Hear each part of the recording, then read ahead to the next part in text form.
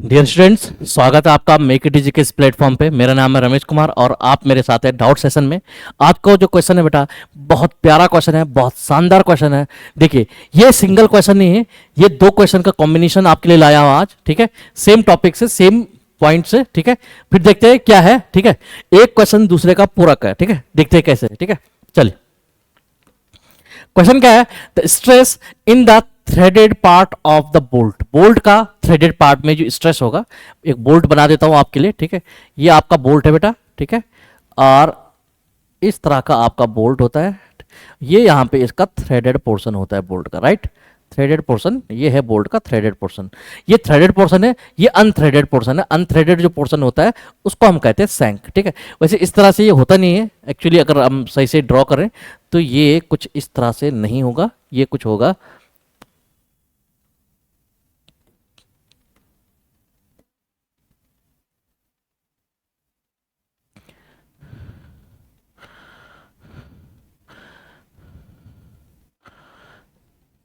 इस तरह का आपका होता है, राइट। चलिए, तो ये आपका हो गया बेटा। ठीक है, चलिए, the stress in the threaded portion ये किस तरह से होता है? ये कुछ ऐसे होता है कि ये जो आउटर डाया है और ये सेम है। ठीक है, दिस इज सेम थिंग। ये जो लाइन है, ये लाइन सारी सेम है, ये लाइन सारी सेम है। इसका जो थ्रेड का जो आउटर डायमीटर है और जो सैंक का डायमीटर है वो सेम है, राइट। तो इस तरह से ये आपका होता है। क्लियर है? चलिए, अब चलते हैं इस पे आगे। ये बोल क्या रहा है? ठीक है, अब ये बोल रहा है कि the stress in the threaded part of the bolt will be as compare to the shank. ये है आपका सैंक, या जिसको हम बोलते हैं अनथ्रेडेड, अनथ्रेडेड पार्ट, और यह आपका थ्रेडेड पार्ट, राइट। तो ये बोल रहा है कि थ्रेडेड पार्ट में जो स्ट्रेस होगा, ये जो स्ट्रेस है थ्रेडेड पार्ट में, TH लिख देता हूं, यहां पे मैं लिख देता हूं सैंक, SH। ठीक है, तो ये बोल रहा है थ्रेडेड पार्ट में जो स्ट्रेस है वो क्या होगा एज कंपेयर टू सैंक। सेम होगा, हायर होगा या लोअर होगा? सबसे इंपॉर्टेंट बात है कि बहुत प्यारा क्वेश्चन है। Stress is equal to load upon area. ठीक है, जो भी टेंसाइल फोर्स इस पे लग रहा होगा। ठीक है, क्लियर है? वो तो सेम है। अब हमें पता है कि यहां पे अगर देखेंगे, इसके लिए जो सैंक है आपका, इसके लिए जो है एरिया होगा, एरिया ऑफ सैंक अगर मैं बोलूं, और ये जो होगा यहां पे area of threaded portion, threaded portion. Threaded portion पे जब हम एरिया निकालते हैं तो एरिया कौन सा लेते हैं बेटा? थ्रेडेड पोर्शन का जब भी हम एरिया निकालते हैं तो एरिया आपका लिया जाता है कोर का एरिया। एरिया माइनर जो डायमीटर होता है वो आपका कंसिडर किया जाता है। एरिया जो है ये डायमीटर किया जाता है, जिसको बोलते हैं कोर का एरिया, राइट। क्लियर है? और इसके लिए ऊपर, उसके लिए अगर मैं बात करूं तो इसके लिए आपका हो जाएगा कैपिटल D, इसको लिख सकते हैं आप। ठीक है, तो ये है आपका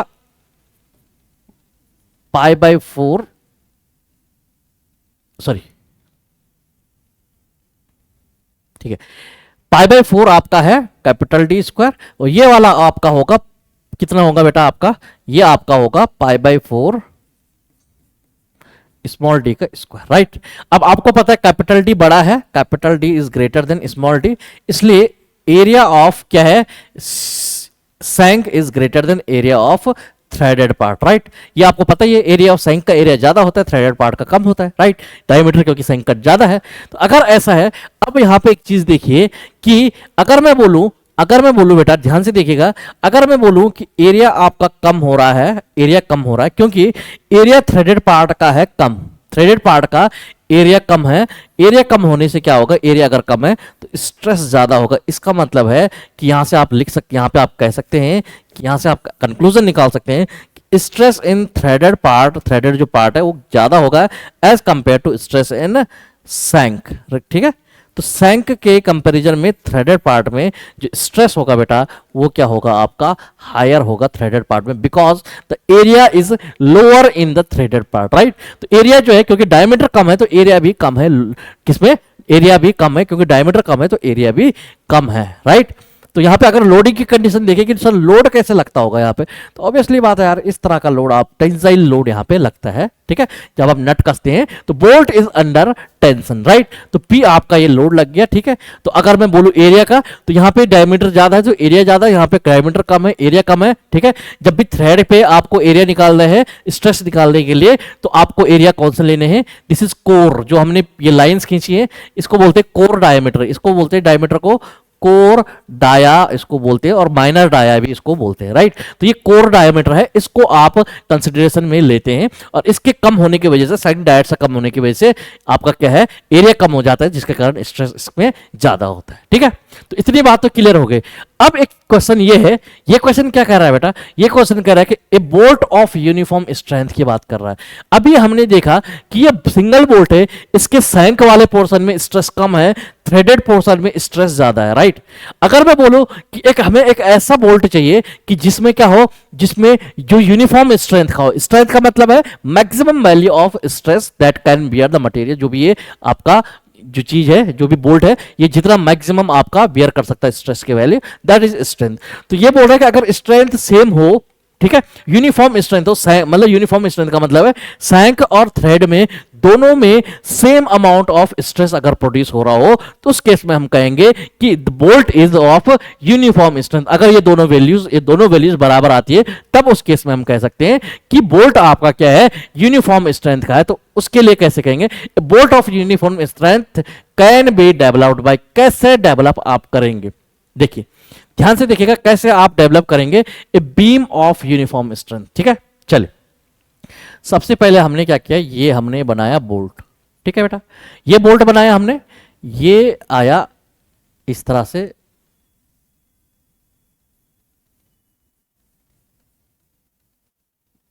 ये थ्रेड्स हैं इसके, ठीक है।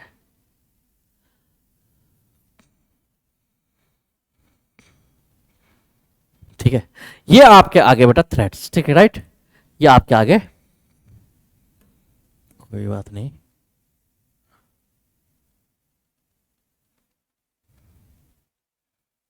ये आपका आ गया बोल्ट आपका, जिसपे क्या है, आपके थ्रेड्स बने हुए हैं, राइट। तो ये आपका बोल्ट है जिसपे थ्रेड बने हुए हैं, ठीक है। अब हमने क्या किया बेटा, हमने यहाँ पे इससे पहले हमने बोला था कि ये जो है, this is the core dia, ये आपका बना रहा है, कोर डाया आपका बना रहा है, कोर का डायमीटर बना रहा है, राइट। तो यहाँ पे तो थ्रेड पे तो कोर डायमीटर ही रहेगा, रहेगा कि नहीं रहेगा, इसको तो आप चेंज नहीं कर सकते, ठीक है। अब यहाँ पे स्ट्रेस है सिग्मा ऑफ थ्रेडेड पार्ट में जो स्ट्रेस है, ठीक है, और यहाँ पे अभी स्ट्रेस है सैंक में जो कि ज्यादा है, ठीक है। अब यहाँ पे हमें जो स्ट्रेस है, अगर मुझे चाहिए कि जो थ्रेडेड पार्ट में जो स्ट्रेस है वो सेम स्ट्रेस अगर सैंक में आए, तो उसके लिए मुझे क्या करना पड़ेगा, डायमीटर, लोड दोनों में सेम है, एरिया दोनों का सेम होना चाहिए। तो मतलब जो सैंक है, सैंक का diameter should be equal to diameter of core, right. तो सैंक का डायमीटर कोर के डायमीटर के बराबर होना चाहिए, this is a core diameter, this is called core dia, ठीक है, माइनर डायमीटर, राइट। तो इसके बराबर होने चाहिए। इसके बराबर करने के लिए आपको क्या करना पड़ेगा, आपको बेटा ऐसा काम करना पड़ेगा, आपको जो है इसके बराबर को ही इसी को ऊपर तक ले जाना पड़ेगा, इस तरह से इसको ले जाना पड़ेगा। तो अब ये आपका क्या मतलब, आपने क्या किया, आपने इतना पोर्शन अगर आप काट के फेंक देते हैं, इतना पोर्शन अगर आप काट के फेंक देते हैं, तो फाइनली जो बोल्ट आपको दिख रहा है, फाइनली जो बोल्ट आपको दिख रहा है, इसको अलग पेन से हम दिखा देते हैं। ये जो बोल्ट आपको अब दिख रहा होगा, ये बोल्ट, राइट, ये बोल्ट अब जो आपको दिख रहा होगा, this is the bolt of uniform strength.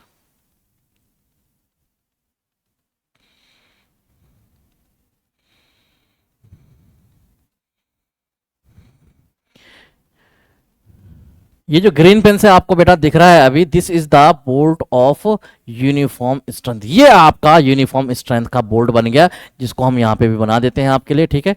अब ये आपका कहलाएगा बोल्ट ऑफ यूनिफॉर्म स्ट्रेंथ, आपका कहलाएगा ये इसके थ्रेड्स हैं, राइट। अब इस तरह से जब आएगा बोल्ट कि जिसमें सैंक का जो डायमीटर है वो किसके बराबर होगा, कोर के डायमीटर के बराबर होगा, this is the diameter of core, और इसी के बराबर आपका सैंक का जो डायमीटर डी था वो किसके बराबर हो गया, कोर के डायमीटर के बराबर हो गया। इस केस में हम कहेंगे this is the bolt of uniform strength, right. तो अब इस केस में क्या हो जाएगा, बोल्ट ऑफ यूनिफॉर्म स्ट्रेंथ के केस में क्या हो जाएगा बेटा, यहां पे जो स्ट्रेस आएगा, स्ट्रेस क्या आ जाएगा बेटा, सैंक में स्ट्रेस क्या आ जाएगा, P अपॉन एरिया कितना है, π/4 डी का स्क्वायर, क्योंकि D capital D small D के बराबर है। यहां पे भी जो आएगा थ्रेडेड पोर्शन में जो आएगा वो भी क्या हो जाएगा, P अपॉन π/4 डी का स्क्वायर सेम हो जाएगा। इस तरह का आपका beam bolt of uniform strength बनता है, राइट। तो ये हो गया आपका, मतलब आपने क्या किया, बेसिकली आपने किया कुछ नहीं, आपने बस ये किया कि आपने जो है ये जो मटेरियल था, इतना मटेरियल, इतना वाला जो पोर्शन था, इसको आपने हटा दिया, इतना मटेरियल यहां से हटा दिया, राइट। इतना मटेरियल आपने इस बोल्ट से हटा दे, इतना जो मटेरियल है ये मटेरियल आपने इस बोल्ट से हटा दे। जैसे ही आप इसको हटाते हैं तो ये आपका बन जाएगा बोल्ट ऑफ यूनिफॉर्म स्ट्रेंथ, जो कि आप यहां देख सकते हैं, राइट। तो ये होता है बेटा बोल्ट ऑफ यूनिफॉर्म स्ट्रेंथ। तो देखते हैं ऑप्शन में, keeping the core diameter of threads, core diameter of threads equal to the diameter of unthreaded portion. Unthreaded portion का मतलब होता है सैंक, सैंक को बोलते हैं, सैंक को बोलते हैं बेटा अनथ्रेडेड पोर्शन, राइट। तो ऑफ द बोल्ट, ठीक है। तो कोर डायमीटर के बराबर, कोर डायमीटर क्या है, equal to diameter of the unthreaded portion, right. तो ये बनता है आपका beam of uniform strength, right. Nominal dia नहीं आएगा बेटा, नॉमिनल डाया नहीं आएगा, कोर डाया आएगा, जो कि क्या है, मिनिमम डायमीटर है, माइनर डायमीटर है, राइट। तो ये ऑप्शन ए इसका सही आंसर आ जाएगा। This will be the beam of uniform strength, right. और अगर यूनिफॉर्म स्ट्रेंथ की bolt of uniform strength, right, bolt, अगर यूनिफॉर्म स्ट्रेंथ का बोल्ट नहीं है तो उस केस में आपका थ्रेडेड पोर्शन में स्ट्रेस ज्यादा होगा as compare to shank, right. Clear है। तो चलिए बच्चों, आई होप आपको काफी कुछ कंसेप्चुअल अंडरस्टैंडिंग इससे मिली होगी और काफी कुछ आपको आगे हेल्प करने वाला है, ठीक है। तो चलिए, thank you so much for being with me, ठीक है। मिलते हैं नेक्स्ट सेशन में, इसी तरह के कुछ बेहतरीन क्वेश्चन लेके आएंगे आपके लिए। Thank you so much.